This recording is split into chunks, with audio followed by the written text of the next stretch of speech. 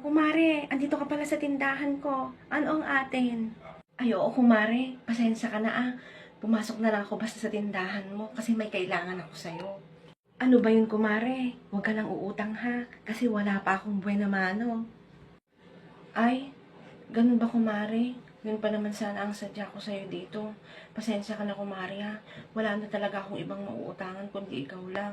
Sabi ko naman sa'yo, kumare eh. Wala talaga akong maipapautang sa'yo. Tignan mo, hindi na nga ako nakakapanindahan kasi wala akong benta. Ay, ganun ba, kumare? Bibigay ko din sana sa katapusan kapag ka nakakuha na ng sahod si pare mo. Pasensya ka na talaga, kumare ah. Ano rin, kumare, talagang hindi kita mapagbibigyan ngayon.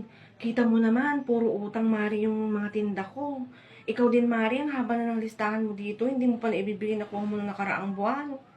Sige na, mare. Meron pala akong loan sa lending ko sa isang araw.